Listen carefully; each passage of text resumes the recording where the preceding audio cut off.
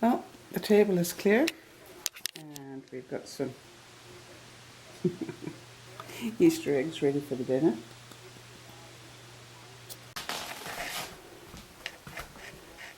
So my number one goal for plan this weekend is done. Now, I went shopping for a new printer yesterday, or actually I was going to go and get some more ink for my printer, which doesn't work very well anyway. And this is the joke. New ink for my printer would cost me $90, and a new printer at Walmart, 30. So go figure. Well, here we are again. I was in Walmart and I wanted to continue. I know I'm going to be doing a lot of cleaning up this summer. I said to some of you that I would like to try, see what happens if you take labels and put your own chalkboard paint on them. So I just bought some business card stuff and some paint, so I'm going to show you those. I also bought myself a labeler to see how well they stick, and my old labeler has seen better days, so it was time. And as I am going to be doing a lot of work on doing those sort of things, I didn't think that was anything other than an investment. I've got some some paint and a wire brush because sometime over the summer I need to redo the chain link on my trailer, and that's going to be all ready to go.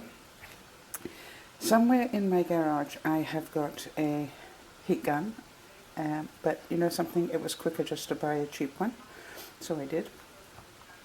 I've got some craft brushes ready for the paint that I'm going to need and to add to my collection.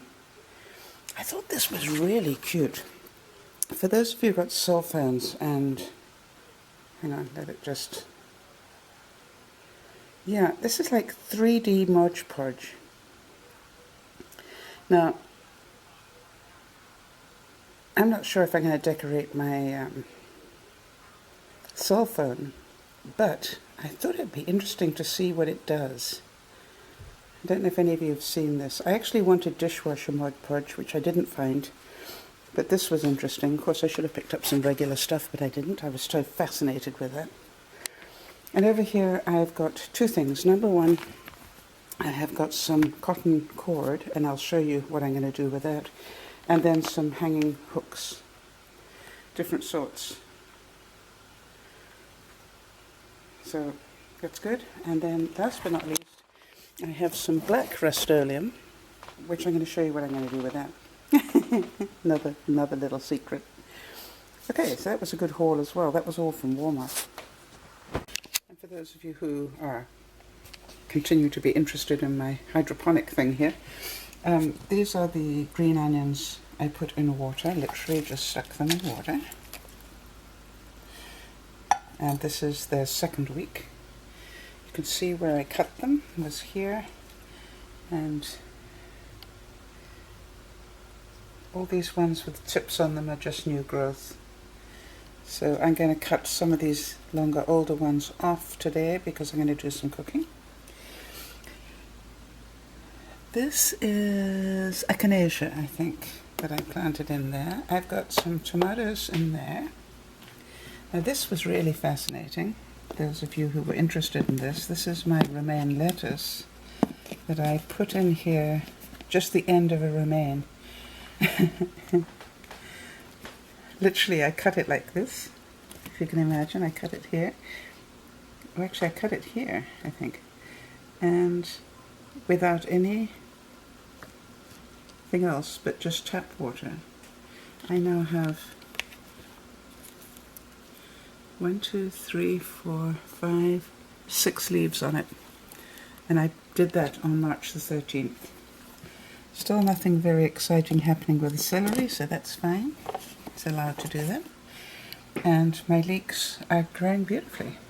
And I just cut what I need off the top, and it continues to grow. I change the water here about twice a week. Oh, and in here I have got some lettuce that's growing. That's probably way more than I need.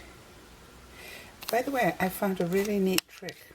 If you're trying to plant seeds that are very fine, lettuce seeds are very, very fine. And so what I found was, if you take the back of a wooden spoon and just put it in the damp soil, which this soil was damp already before I put the seeds in, and just touch it in the damp soil, then put it in where the seeds are, it'll just pick up a few and you can just plant them. I don't know about you, it's very difficult to do this very fine stuff, especially when I've got long nails. So I just literally put in the end of a wooden spoon and just have it damp, and it picks up seeds and I plant them. Okay, and by the way, this underneath, really recommend. I decided to try planting some things in my shoebox. This was last week, and I planted echinacea along here, which has done nothing. Those are lupins growing there, very healthily. And that is that blue-green ornamental grass. And that's beginning to come up, all in a week. And what I like about the shoebox is the depth of it. So I reckon by the time the seedlings hit the top of the shoebox, they're ready to be transplanted.